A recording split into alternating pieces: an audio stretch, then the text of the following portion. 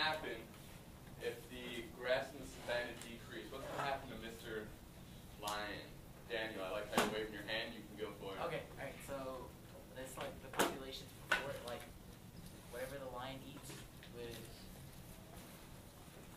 that the right one? Are we basing it on This thing right here? Yeah. Nothing to do with the question. Alright, well, whatever the lion eats, like a gazelle or whatever, Okay. they probably eat grass. So if the grass were to disappear, so would the gazelle. Therefore, there would be less food for the lions to eat, causing them to have a decreased population. Excellent, excellent response, excellent reasoning. I really liked how you worked through that and went step by step. So that was the 100% dead on answer. I couldn't have said that any better myself. And this is exactly what we're going to be investigating. So we're done with the scientific method. We're done with designing experiments and independent, dependent variable, all that stuff. We're done with until we do another experiment, which we will do. What we're moving on to now is ecology. And ecology is the study of how organisms interact with each other and interact with the environment. One of my favorite units, I studied environmental science in college, and this has a lot to do with that. And this is a lot more interesting, I think, than some of the other stuff we do. Today we're going to get started with going over the basics. We've got to learn the vocabulary, how we talk about these things, and just the groundwork of how organisms interact. So your note paper, your slide, the board is your paper. So any blanks you have on your paper, the information can be found up here. I'm going to try and move quickly through this because I think it's review for most of us. And I want to get us moving. So starting with the I can, to have someone read the first one. Nautica. Yes. So we're not going to talk about how organisms eat or how they get their food. We're going to talk about how they get their energy. Because that's why you eat. That's why anything eats. That's why plants need sun. Because every organism needs energy. Dave, do you want to read the second one? I can interpret food chains and food web. Yeah, we're going to learn how to read those things, how to design them, and how to use them to solve problems, just like the lion problem that Daniel did so well.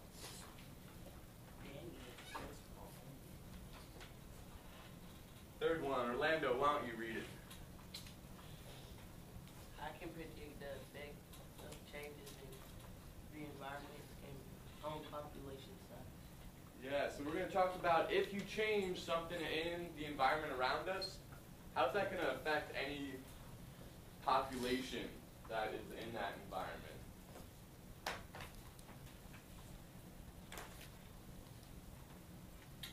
And the last one, Jordan, why don't you? I should define the implied concept of carrying capacity. Excellent. So we're going to talk about something called the carrying capacity. And this is something I think is going to be a little bit new, whereas some of this other stuff I think is review. So these, we should be able to do all four of these by the end of today. And I've broken it down into a couple key points that we're going to discuss. The first key point is what is the population and how do they get their energy. So population, it's just a group of a particular organism living in a particular area. So say there's 100 black bears living in Smoky Mountain National Park. The population, how many bears are in that population?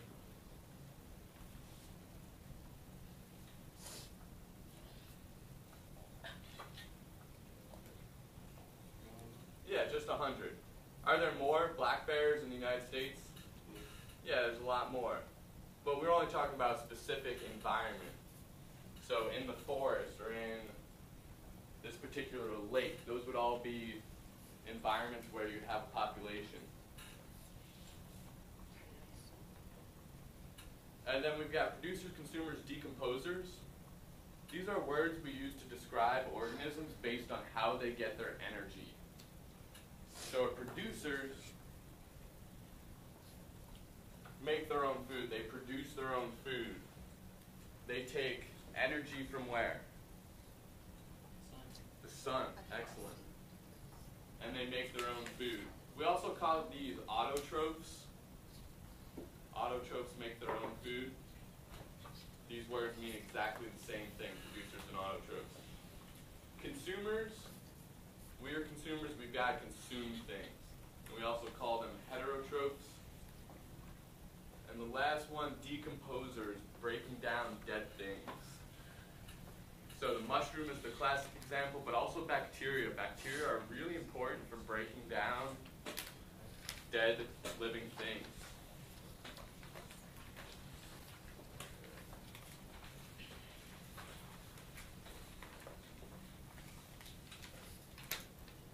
Alright, so that's key point number 1. Quick check for understanding. Producers, what do they all have in common? It's something that's somebody would eat. They produce. Okay, so I liked both of those. Giles said they make their own food. Anarka said it's something that we would eat. I don't eat plants and stuff. Because we are consumers, so what's something that all the consumers have in common? We eat the eat. producers. Yeah, they eat to get energy. And then the decomposers, we've got some bacteria. What do they have in common? They eat stuff. Eat dead stuff, yeah. Do decomposers need sunlight? No. No. Good. Is a worm a decomposer? Yes. Alright, so now we're going to go a little bit more specifically into types of consumers. And we describe consumers based on where they are in a food chain. So if something's very low on the food chain, as in they just eat grass or plants, they're going to be what's called the primary consumer. They're the first consumer. These are vegetarians, our cows, our deer, our rabbits. Anything that just eats veggies is a primary consumer.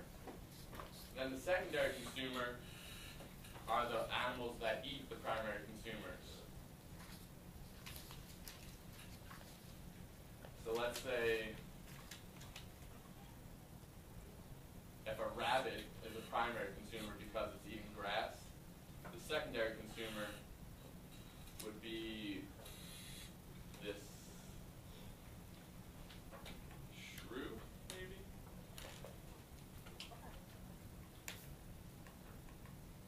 And then the tertiary consumers, these are more rare. These are your sharks, lions, wolves, hawks. They eat things that eat things. That's how you can think about it. So they are at the very top. So we've got an owl in this case. The owl eats the snake that eats the mouse that eats the grass. So just got to remember, primary, secondary, tertiary. Is a bat a tertiary because it makes something more out of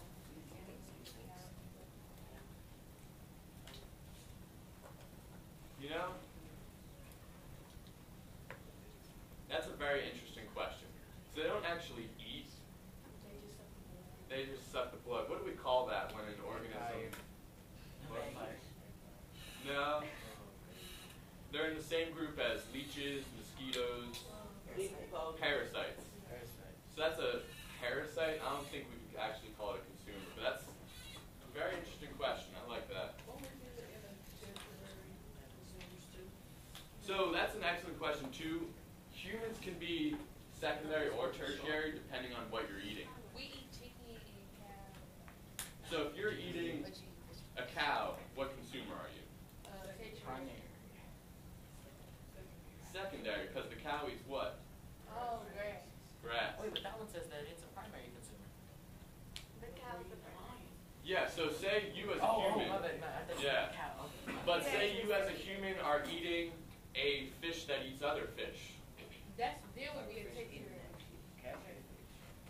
Yeah, then we'd be tertiary because we're eating something that eats another animal.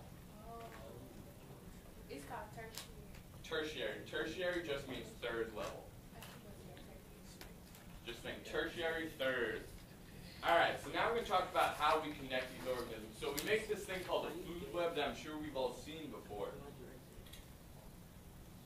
About a quarter of all students each year make this same mistake, though, where they draw their arrows backwards. No, it wasn't. What the arrow is actually showing is which way the energy is going. So in this case, the energy is going from the grass to the rabbit to the hawk. So the way you can think about it is the arrow always points to the mouth of the eater. Arrow always goes to the mouth.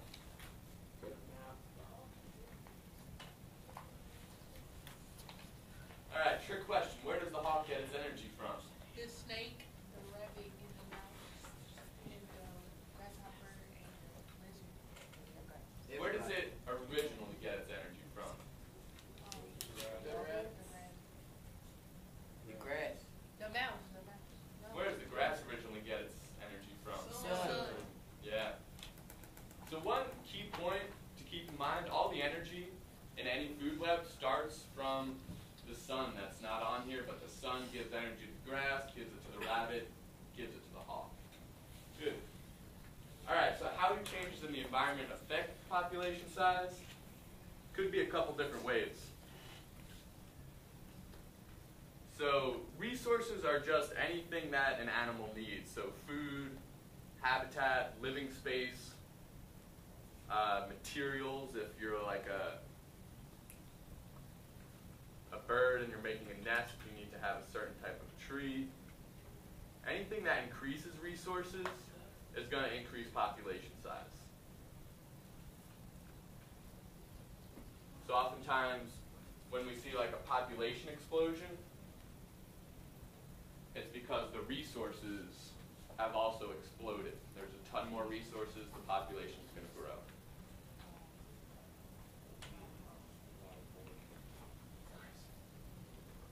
We're going to take out CIA.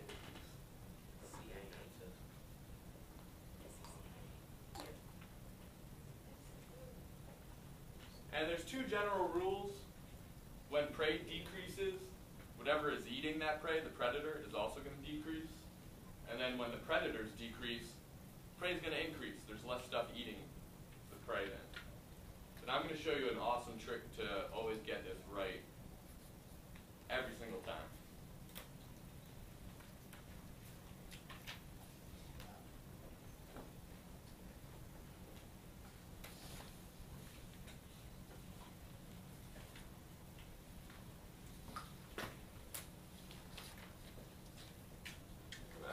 Everyone's typing down very quickly, urgently.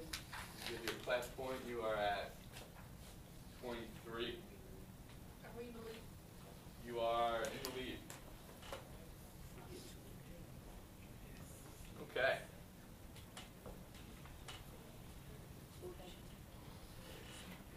Good.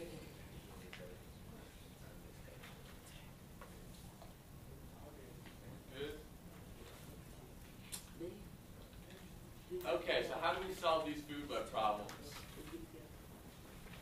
The first way is to find the organism that's changing.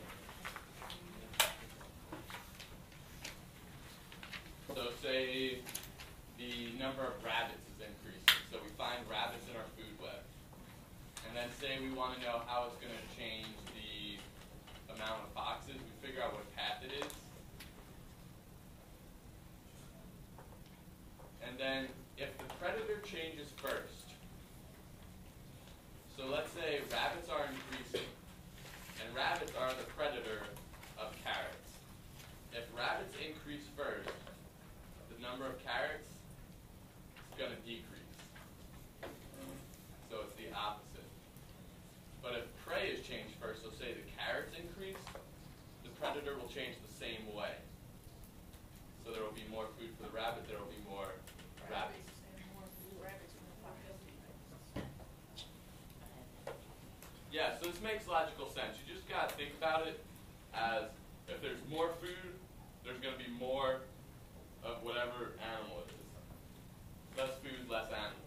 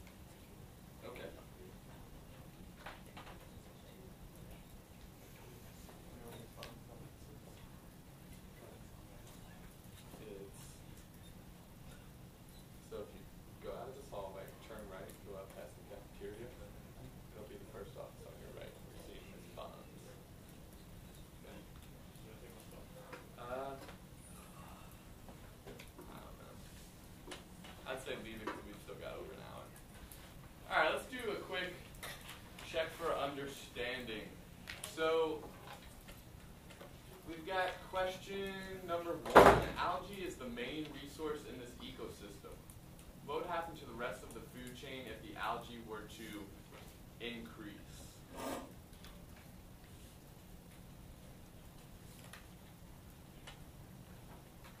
You can raise their hand and tell me, what would happen if algae increases? David? It stays the same. Yeah, but more, everything will increase. Everything will increase, right. So the way I recommend doing this is drawing pluses and minuses, where plus means increase, minus means decrease. So I've just got the initials up here: algae, zooplankton, minnow, perch, hawk. So what my trick is that I mentioned earlier is you first draw your sign. So in this case, algae is increasing.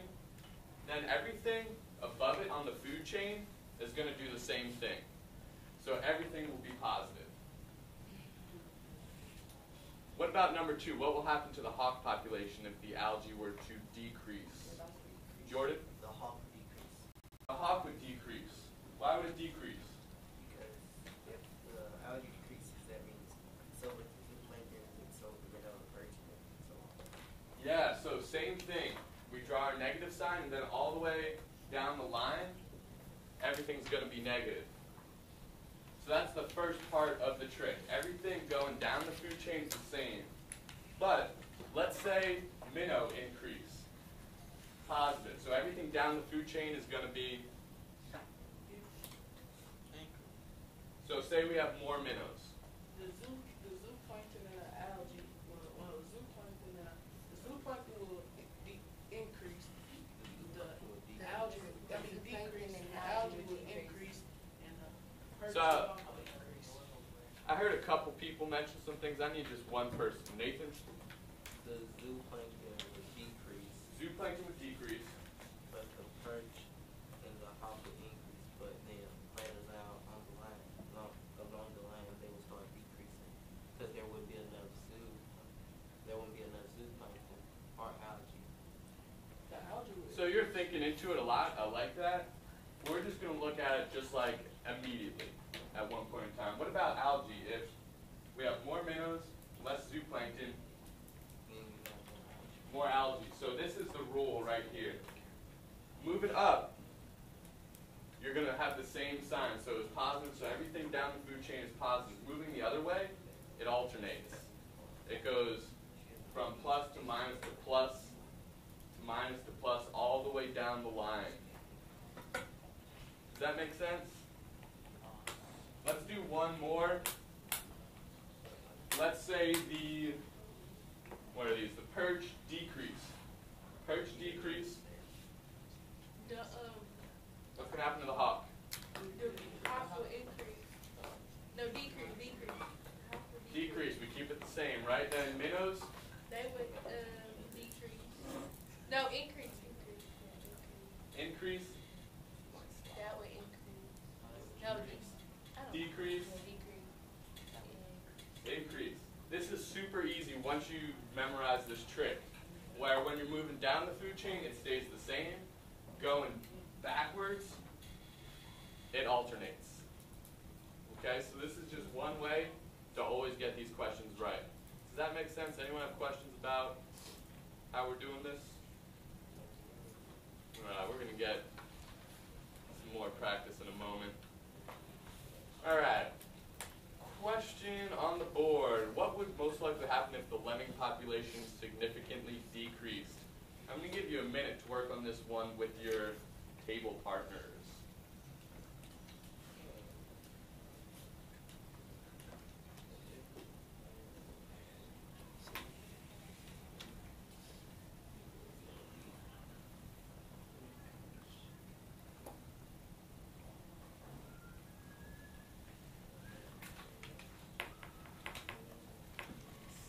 What's going to happen to that lemming population?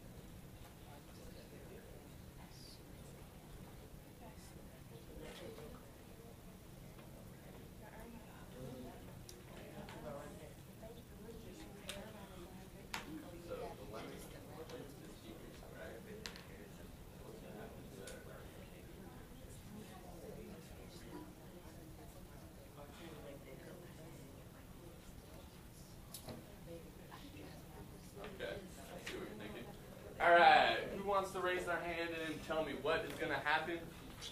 Let's hear from someone new. I see David's hands. How about someone new? Kendra.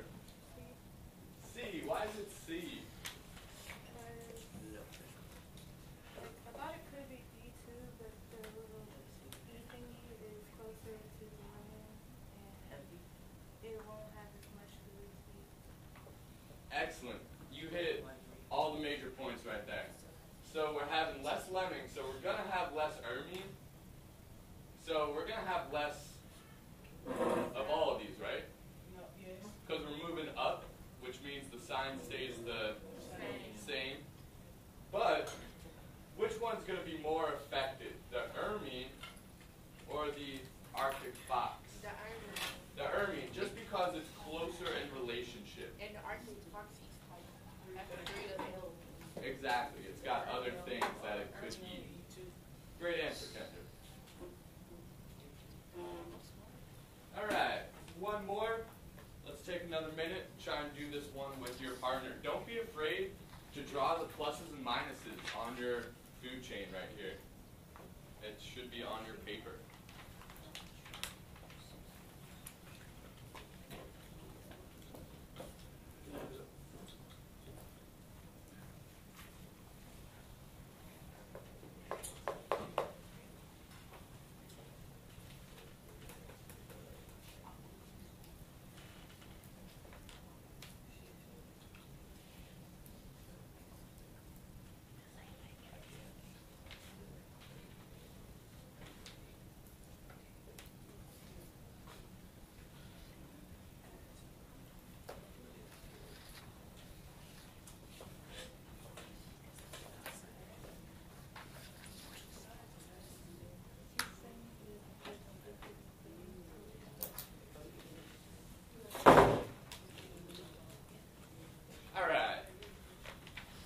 We've got a pesticide reducing the number of harvester ants.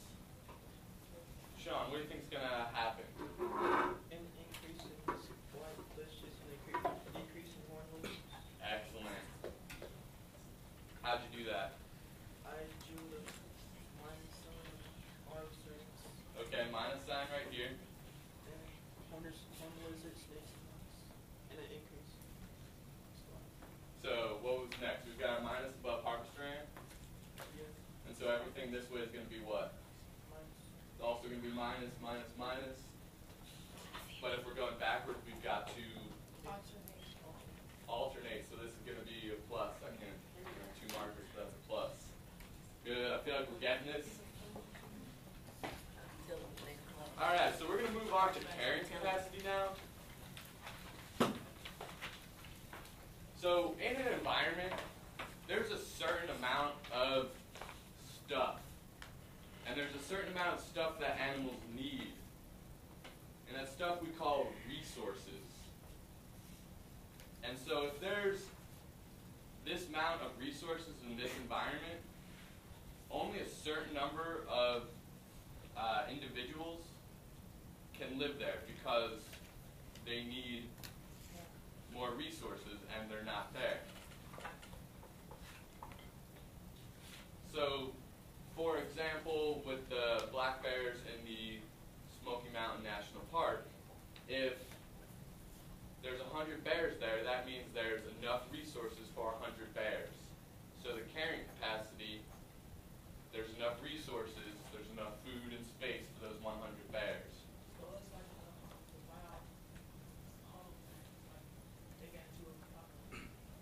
Yeah, so the carrying capacity can be changed, and that can cause a lot of problems.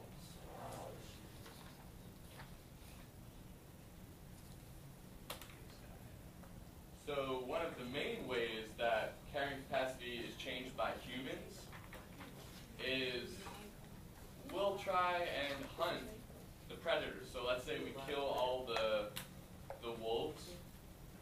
That means the carrying capacity for the deer goes up or down? Goes way up. Yeah.